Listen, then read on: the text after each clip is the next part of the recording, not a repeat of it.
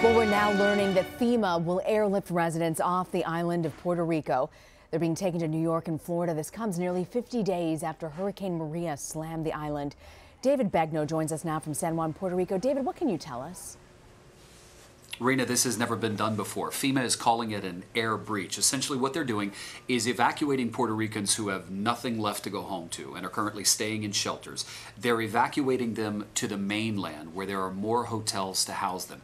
This is all part of the TSA program, Transitional Shelter Assistance, where you move into a hotel and FEMA pays for the hotel room. There aren't enough hotels on the island of Puerto Rico, so that's why FEMA, for the first time ever, is going to airlift people to either Florida or New York. Right now the government and FEMA are dealing with the governors in both of those states. You already have roughly 100,000 people that have gone to Florida alone.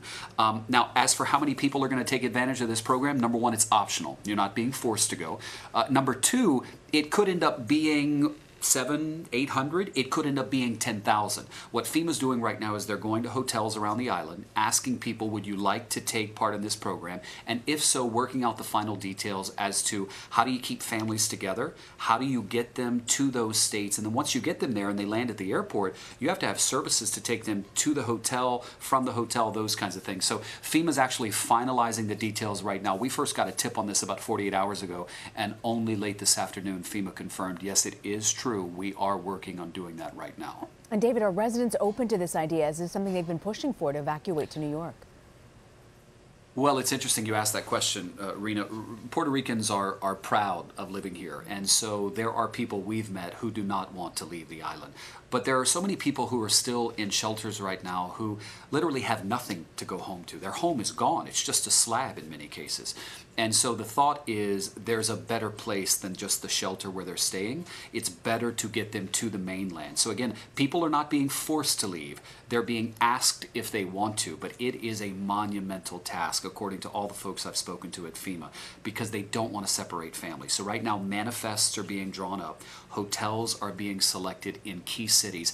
And also remember, a lot of these people are people who really can't afford to leave the island, Rena, and so there's going to have to be on the back end a plan to bring them back to the island. And then how do you help them rebuild their home?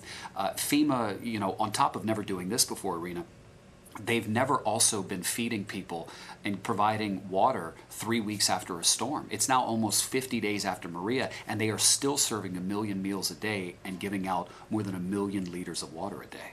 You talk about the food situation, David. What about electricity? How is that? Is it any improvements? I tell you what, that is a complicated question. Here's why.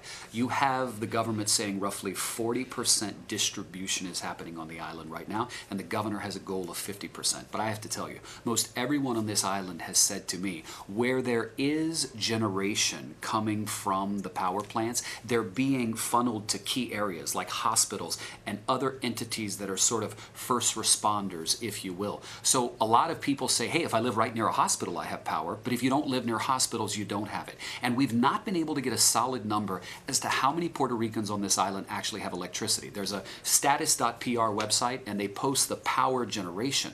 But for whatever reason, PREPA, the electrical entity here, does not seem to be able to tell us, and we've been asking for weeks, exactly how many people are consuming power.